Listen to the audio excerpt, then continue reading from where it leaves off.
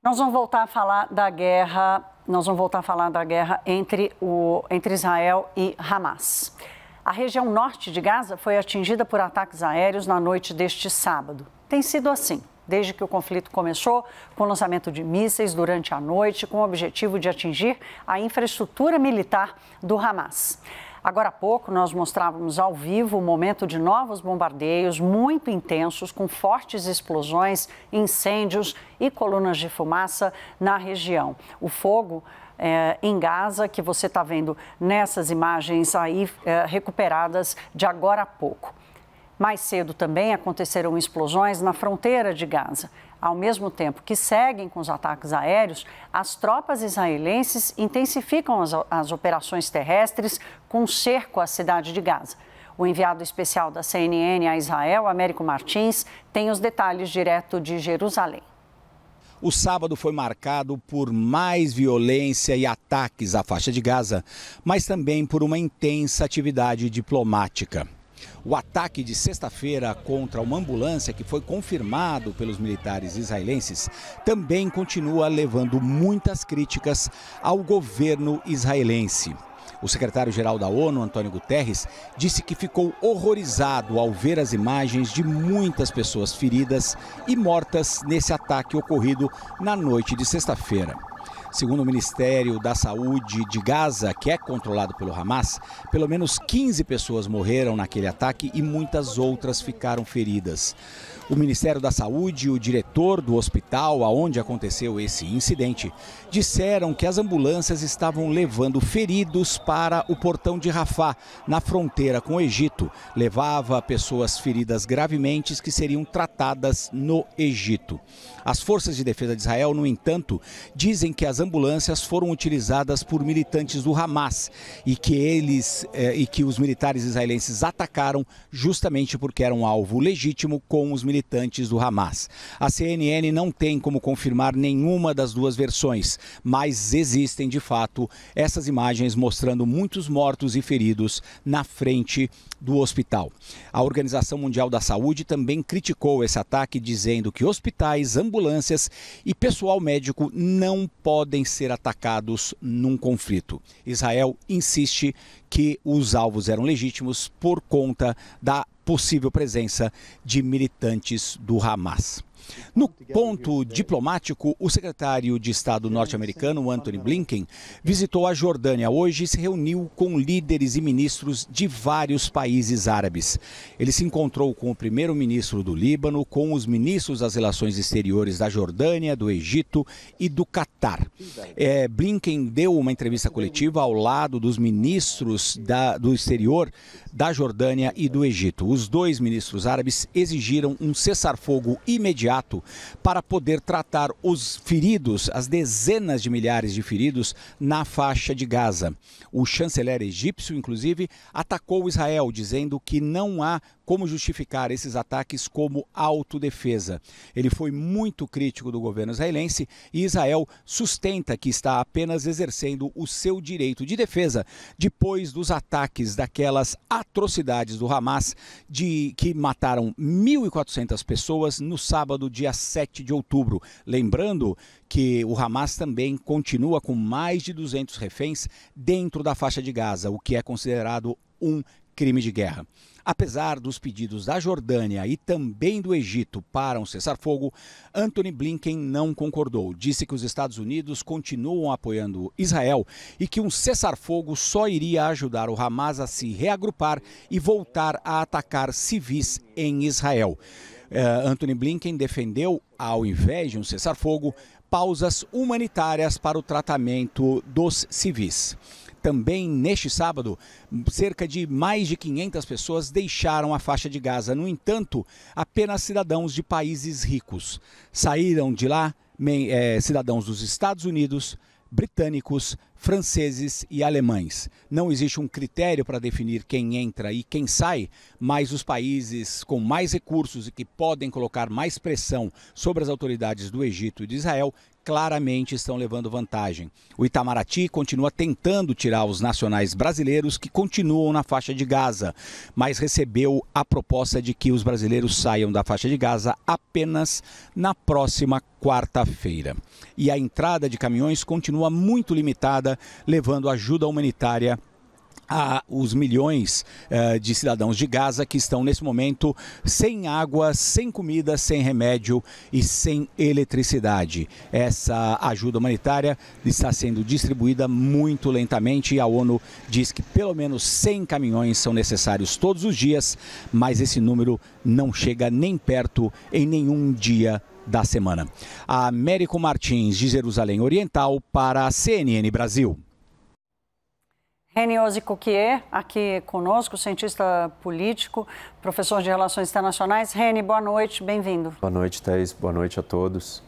Reni, nós abrimos aqui o jornal com a informação dos ataques aéreos de agora à noite, né? De novo, intensos, talvez não com a intensidade que foi na noite de quinta-feira, estávamos juntos aqui, vimos juntos as imagens, mas ainda assim continua essa frente de ataques aéreos. O governo americano tem dito que espera uma redução desses ataques. Aqui cenas recuperadas de agora a pouco, um incêndio muito forte na região do bombardeio. E eu queria te ouvir um pouco sobre essa expectativa dessa troca dos ataques por terra, numa guerra muito violenta, como você vem ressaltando aqui, e essa redução dos ataques aéreos. Como é que você espera que isso aconteça? Conforme Israel vai entrando dentro de Gaza com blindados, tanques e essa invasão terrestre ela vai começando a se consolidar e tomar uma cara, menos necessários serão os ataques aéreos, até porque você vai ter os próprios soldados israelenses lá dentro. Então, o foco vai ser mais no combate homem a homem, prédio a prédio, mais uma luta terrestre. Claro, os riscos aos civis vão continuar existindo, porque pessoas que estiverem passando no meio desse combate vão ser vítimas de escombros, de balas perdidas, de todo tipo de situação inesperada. Então, isso vai diminuir um pouco o bombardeio, mas não necessariamente vai fazer a situação ficar mais fácil lá dentro. Até porque nós vamos assistir uma saída, dos terroristas do Hamas de dentro dos túneis, que estão escondidos e estão esperando os soldados israelenses aparecerem ali para eles começarem as suas emboscadas, o confronto mais soldado a soldado ali, soldado com os terroristas e assim por diante. Então, é uma mudança. Israel, como a gente tem comentado aqui nos últimos dias, não está entrando com a sua força inteira. Ela tem entrado por 3 lugares para tentar isolar a cidade de Gaza. Esse é o objetivo, para que o Hamas tenha que lutar em 2 frentes, para ele enfrentar Israel de um lado e de outro e separar o norte da faixa de Gaza com o sul, para que ele não tenha mais contato com mantimentos, com novos terroristas, com outros túneis. Asfixiar o movimento de alguma forma. Isolar praticamente o norte. E isso tem sido feito, primeiro, fechando a ligação da cidade de Gaza com o resto, pelo meio da faixa de Gaza e também pelas 2 regiões ali mais ao norte, onde tem a entrada de Erez, mais próximo do mar, e a outra pelo canto. Então, o que a gente vai começar a assistir é Israel se consolidando dentro do território. Porque até agora Israel também está numa área mais distante, ela faz pequenas entradas e se retira. O que nós vamos ver é Israel consolidando esse espaço e fazendo um cerco para ir se fechando. E esse combate vai se acirrar ali nesse meio até que eventualmente consiga derrotar as forças do Hamas. Reni, vamos juntos comigo a Nova York agora. A gente vai falar com a nossa correspondente em Nova York, a Mariana Jangiacomo. Mariana, hoje nós tivemos informação de que o Hamas bloqueou a saída de estrangeiros de Gaza até que Israel permitisse que as ambulâncias chegassem à fronteira. Essa informação foi confirmada por um funcionário do governo americano que falou com jornalistas sobre a condição de anonimato e queremos ter mais detalhes com você, minha cara. Boa noite. Oi, Thaís, boa noite a todos. Thaís, isso tem a ver, claro, com a questão do ataque à ambulância. Depois que Israel assumiu o ataque àquela ambulância na faixa de Gaza, o grupo Hamas, então, teria bloqueado a saída de mais estrangeiros da faixa de Gaza, dizendo que só permitiria essa saída se Israel se comprometesse a garantir, desse a garantia de que as ambulâncias poderão sim sair da faixa de Gaza rumo ao Egito. Então, lembrando que Israel disse que atacou aquela ambulância porque estaria sendo usada por membros do grupo Hamas, uma informação que o Hamas negou. Agora, Thaís, outra informação que esse funcionário do governo americano disse a jornalistas na condição de anonimato, como você bem falou, é de que o grupo Hamas também teria dificultado as negociações para a saída dos estrangeiros. Então, por isso, a gente teria visto essa demora enorme, semanas de negociações para que os estrangeiros e para que palestinos feridos pudessem começar a sair da faixa de Gaza. Segundo esse jornalista, a princípio, o grupo Hamas disse que só autorizaria a saída dos estrangeiros se também pudessem sair palestinos feridos que precisam de cuidados médicos. Os Estados Unidos e outros países envolvidos nas negociações teriam topado, mas teriam recebido uma lista que tinha ali integrantes do grupo Hamas, ou seja, de acordo com esse funcionário americano, o Hamas estaria tentando usar esses palestinos feridos como uma justificativa, um pretexto, na verdade, para conseguir tirar membros do grupo do território. Os Estados Unidos disseram que isso não iriam aceitar, nem os Estados Unidos, nem Israel, nem o Egito. Lembrando que o Egito estava muito relutante em abrir a passagem de Rafah justamente por causa disso, com medo de que integrantes do Hamas pudessem sair por lá. Então, a partir disso, teria começado uma nova rodada de negociações até que o Hamas se comprometesse a realmente não colocar integrantes do grupo entre esses palestinos feridos saindo da faixa de Gaza. E a gente tem visto, então, a gente começou a ver na semana passada a saída dessas pessoas, desses estrangeiros e de palestinos feridos. Mas essa questão do grupo Hamas ter tentado usar palestinos feridos, de acordo com esse funcionário do governo americano, para tirar os seus próprios integrantes da faixa de Gaza, teria travado ali as negociações, atrasado essas negociações. E agora existe, há outras dificuldades, há dificuldades na negociação para a libertação dos reféns e essa questão das ambulâncias também, Thaís. Mariana, o secretário de Estado americano, o Antony Blinken, terminou a sua viagem não sem antes se reunir com os líderes árabes hoje, neste sábado, e continua a pressão sobre Israel para o que eles estão chamando de pausa humanitária. Não querem saber de cessar-fogo, não apoiam o cessar-fogo de Israel, mas continuam batalhando pela chamada pausa humanitária. Thaís, cresce a cobrança sobre os Estados Unidos para defender as questões humanitárias, para defender a proteção dos civis. Claro, o mundo é comovido com as cenas que a gente tem visto, com as mortes dos civis. E os Estados Unidos se colocaram, é claro, como aliados de Israel desde o começo desse conflito, desde os ataques do Hamas lá no começo de outubro. E agora cresce essa pressão internacional sobre os Estados Unidos e isso começa a se refletir também no discurso das autoridades americanas, até mesmo no discurso do próprio presidente Joe Biden, que na semana passada falou que é a favor, sim, de uma pausa humanitária, disse que uma pausa humanitária é necessária. Então, Antony Blinken falou mais uma vez sobre isso, ele se encontrou com representantes árabes, se encontrou com o chanceler do Egito, também com o primeiro-ministro do Catar. O Catar é um país importantíssimo nas negociações que estão sendo feitas agora, porque tem uma boa entrada ali com o Hamas, um diálogo, consegue dialogar com os Estados Unidos, com o Hamas. Também Blinken se encontrou com autoridades da Jordânia e esses líderes dos países árabes foram muito duros, muito críticos a Israel. Inclusive o chanceler do Egito disse que Israel não pode justificar os seus atos como legítima defesa.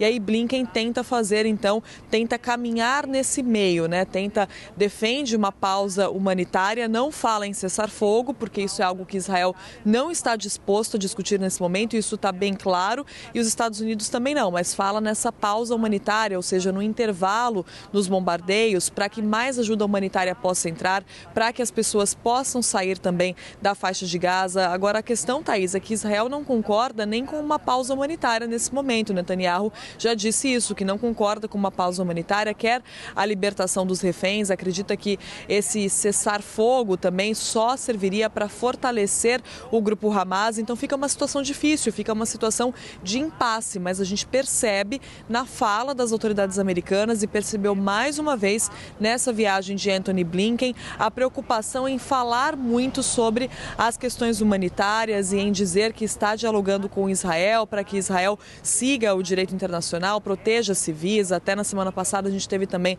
a fala do porta-voz do Conselho Nacional de Segurança aqui dos Estados Unidos, o John Kirby, dizendo que tem certeza de que Israel está fazendo todo o possível para minimizar o sofrimento dos civis. Então são os Estados Unidos tentando se posicionar nesse momento em que sofrem cobrança tanto para estarem ao lado de Israel, demonstrarem apoio a Israel, claro, os laços históricos, né, dos dois países. Eu mesmo estou aqui em Nova York, a cidade que tem a maior comunidade judaica fora de Israel do mundo, e ao mesmo tempo também em que sofre a pressão por esses cuidados humanitários e pela proteção dos civis. Inclusive, hoje houve protestos, né, pró-Palestina no mundo todo, até na capital aqui dos Estados Unidos, e em meio a essa viagem de Antony Blinken, a terceira viagem dele desde os ataques do Hamas. A gente separou um trecho do que disse Antony Blinken, vamos ouvir.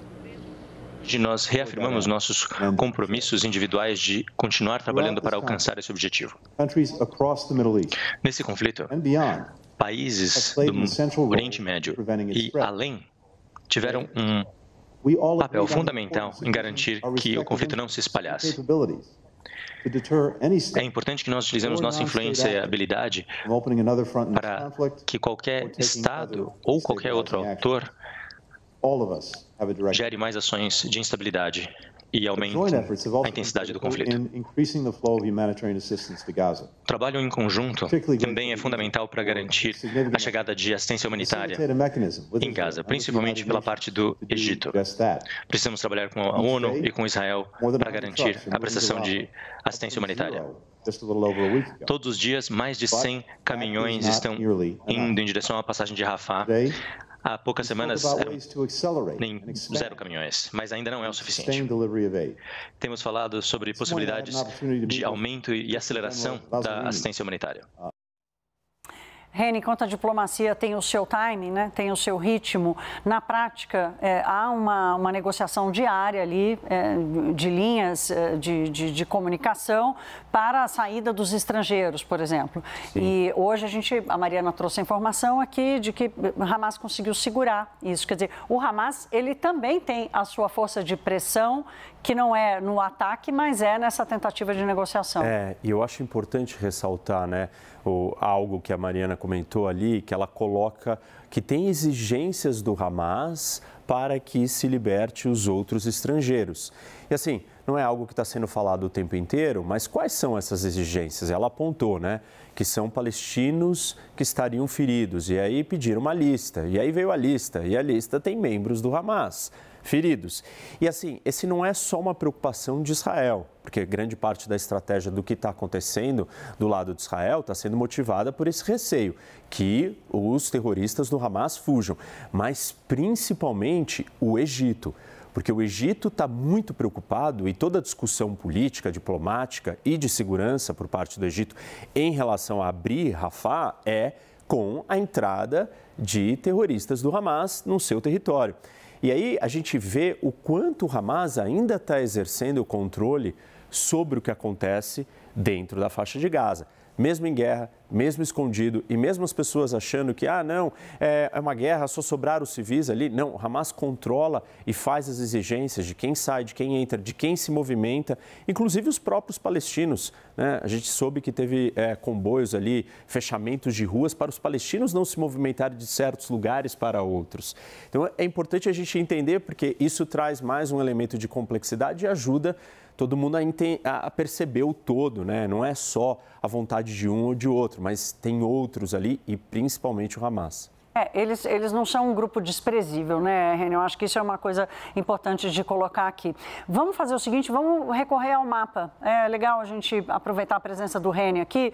Ele explicou agora há pouco a presença de Israel já dentro da faixa de Gaza. Esse mapa a gente já mostrou aqui algumas vezes. Ele traz no calendário como foi a incursão terrestre e também pelo mar do exército israelense. Começou pelo norte, depois veio aqui mais pelo centro da faixa de Gaza, começou pelo norte, pelo mar, depois pelo centro da faixa de Gaza, e aí, Reni, veio direto na parte mais, vamos dizer assim, central, mais sensível e certamente onde os embates vão se dar com mais intensidade. Daí você estava explicando para a gente a importância do cerco à cidade de Gaza.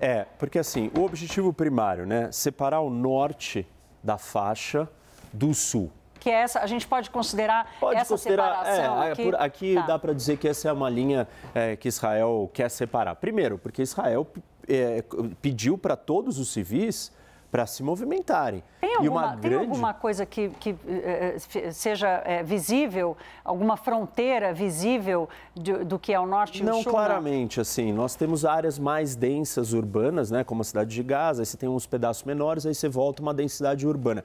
É mais uma questão urbana, não é nada, assim, geograficamente que altere. Mas, então, Israel pediu, né, para os civis evacuarem para o sul. A maioria deles saiu, tem gente que não quis sair, tem gente que o Hamas não deixou sair.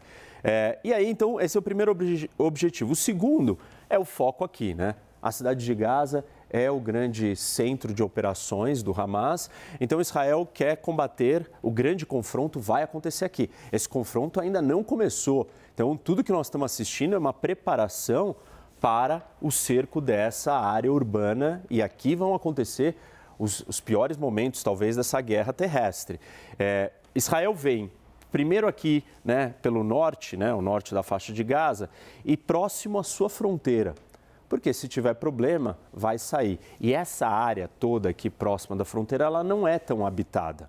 Então, aqui é uma área para você consolidar suas posições com mais segurança. Avançar e ficar. Aqui é um terreno que praticamente aqui agora Israel já está quase que controlando, já está bem aqui.